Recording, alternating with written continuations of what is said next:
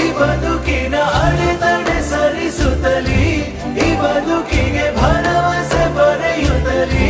ದೇವರ ಆಟವೋ ಜೀವನ ಪಾಠವೋ ಮುಂದಕ್ಕೆ ಸಾಗುಲಿ.